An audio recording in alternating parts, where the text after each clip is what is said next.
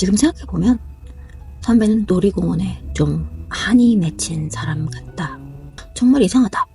선배가 증발하기 전에 나와 마지막 한 대화는 2번 다 놀이공원에 대한 것이었기 때문이다. 선배 또래 50대 초중반의 극단적인 모범생, 노잼 인생을 살아오신 남자분들이 다 그런가 싶어 마음이 좀 먹먹하다. 이 글은 그런 분들에게 보내는 세상에 아무짝에도 쓸모없는 후배들의 위로와 다짐의 글이라고 해두자. 선배의 별명은 요다 선배. 20대에는 듬직이 선배라고 불렀는데 나이가 들면서 뭐랄까 요다 같은 현자의 느낌도 들고 얼굴도 좀 비슷한 아우라가 나서 요다 선배라고 부르게 되었다. 매사에 심각하시고 인권 문제에 깊은 관심이 있는 법학도였던 지금은 법학자가 된 선배. 그분은 내게 그저 어렵고 하늘에 떠있는 노잼 북극성 같은 사람이었다. 나도 선배 반만큼만 다르게 살아야지. 하지만 난 조금은 재밌게 살 테다.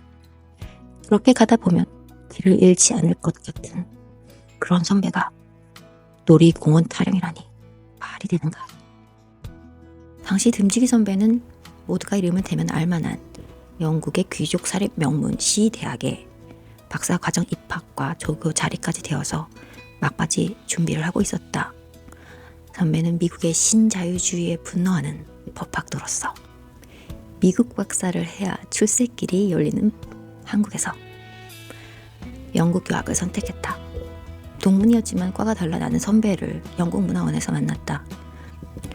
사실 선배가 영국에서 가고 싶었던 선배의 연구 분야에서 더 권위 있는 대학은 그 귀족 명문 사립이 아니라 영국에서 사실 더 들어가기 어렵다는 명문대 L대학이었다. 나도 선배가 아니었다면 L대학의 존재도 몰랐을 것이다. 나중에 영국에서 자료 조사를 하러 갔을 때 선배의 말이 옳았음을 알게 되었다. L대학에서 정치학 공부를 하는 친구도 알게 되어 에세이를 쓸 때 도움을 받고 L대학 도서관에 살다시피 하며 석사 논문 자료 조사를 했었다. 그리고는 선배가 들어갈 L대학 도서관 이용은 내가 선배! 라며 설레발을 치며 까불었다. 선배는 내게 처음 국회 도서관에 데려가준 사람이었다. 그래서 왠지 선배한테 까불고 싶었던 거다. 아버지는 명퇴를 당했고 석사만 마치면 취직해서 돈 벌어야 하는 내게 선배는 내가 L대학에서 박사 과정을 하면서 자리를 닦아 놓을 테니 너는 나중에 돈 벌어서 박사하러 와라. 천천히 와도 된다. 라면서 여전히 웃음기 없이 말했다. 그렇다.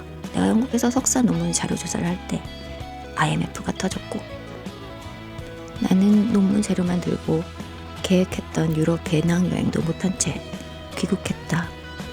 사실 선배는 L대학 박사과정 입학 허가도 받았다. 조교 자리는 얻지 못했지만 주변에서는 난리가 났다. 미국 박사도 안 하면 한국에서는 잘 모르는 대학을 나오면 동창들 학계 인맥이 없으니 한국에 돌아와서 한 자리 할 수 없다고 밥 굶는다고 했다. 나는 그래도 선배가 L대학을 갈 거라 믿었다. 왜냐면 선배가 그럴 거라고 늘 했으니까. 그런데 선배는 결국 귀족 사립 명문 C대학을 가기로 했다. 선배는 몹시 부끄러운 표정을 지으며 자기가 왜 L대학을 안 가기로 했는지 주저주저 설명했다. 결국 선배도 남들 사는 대로 사는 건가 하고 실망했지만 겉으로는 C대학을 가면 조교를 하면서 학비나 생활비에 보탬도 되니까 현실적인 선택이 맞다고 맞장구 쳤다. 선배는 L대학에서 조교 자리랑 장학금까지 땄으면 밀어붙일 수 있었을 텐데라며 자책했지만 난 선배가 결국 귀국 후 밥그릇과 인맥을 걱정했다고 생각했다. 그렇지만 그 얘기를 꺼내 선배를 괴롭히고 싶지 않아 입을 다물었다. 어차피 그도 그렇게 생각하면서 자학 모드일 것 같아서. 여하튼 선배는 영국 가서 쓴다고 새 노트북을 샀고 내가 가지고 있는 소프트웨어 CD를 빌려드리기로 했다. 그러던 어느 날 선배가 뜬금없이 말했다. 나 소개팅 시켜줘. 내 귀를 의심했다. 와, 소개팅? 선배가 소개팅? 나는 여학생 비율이 당시 9%인 대학에 다녔었고 언니들과 사촌 언니 2명까지 야, 나 나온 여자들이었으며 친구들도 다수 여대를 다니는 소위 소개팅 주선의 여왕이었다. 사실 비슷한 처지의 선배들은 모두 부모님이 밀어붙이는 유학 전 결혼 맞선에 지쳐 있었고 누구든 하나 골라 결혼해야 하는 처지였다. 그래서 어떻게든 그런 결혼을 피해보고자 내게 소개팅 주선을 부탁했다. 그래서 같은 나라에 유학 준비 중인 같은 처지의 친구들을 소개해드렸다.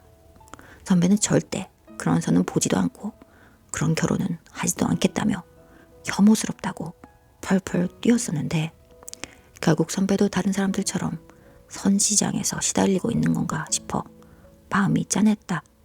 하긴 예전에는 백화점에서 상표 가슴에 크게 박힌 메이크 옷을 고르듯 자신의 연구 분야에서 더 나은 학교를 놔두고 간판 따져서 유학들을 간다며 선배가 혀를 끌끌 찼었는데 결국 선배도 남들 가는 대로 남들 가는 이유로 골라 갔으니까 그럴 수 있지, 그럴 수 있어 생각했다.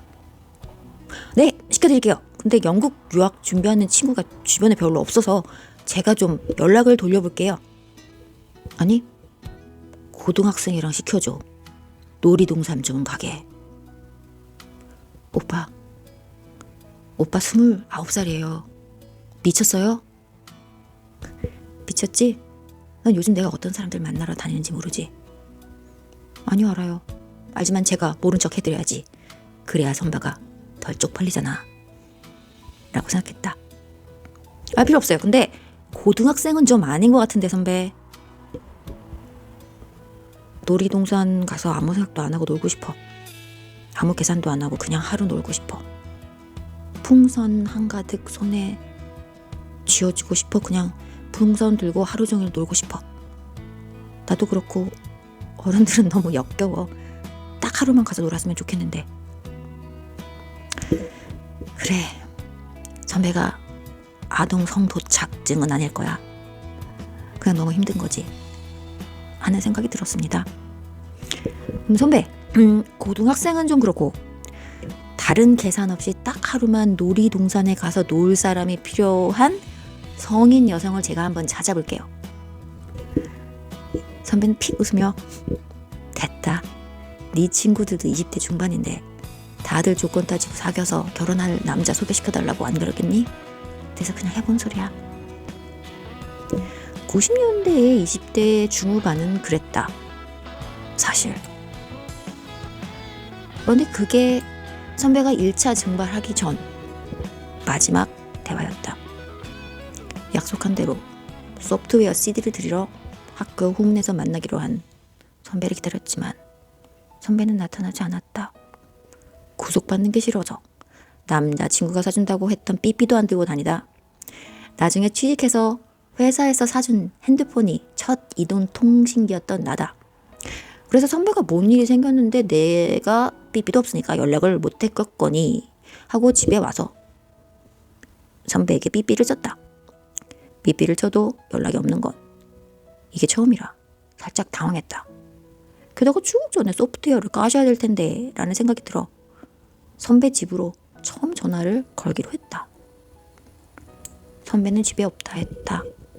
이거 꼭 필요한 소프트웨어라고 하셨다라고 설명을 드리려고 했는데 선배 어머님이 말을 끊으셨다. 학생이 공공이군요. 다신 연락 안 했으면 좋겠어요. 하고 전화를 끊으셨다. 선배가 약속에 안 나온 것보다 내가 더 놀란 건 선배 어머님이 날 알고 계셨다는 거였다. 그렇게 나는 선배와 9년 동안 연락이 끊겼다. 생각해보면 본능적으로 뭔가 잘못되었음을 알았다. 그래서 전화를 걸었던 것 같다. 난 같은 과 후배도 아니기에 선배의 소식을 더 나중에 알았다. 선배는 출국 전에 선본 여자분과 결혼을 하셨는데 학회, 과, 대학원 선후배 중 아무도 그 결혼식에 초대받지 못했다고 한다. 청첩장도 돌리지 않으셨단다. 그래도 나만 잘린 게 아니어서 위로가 됐다.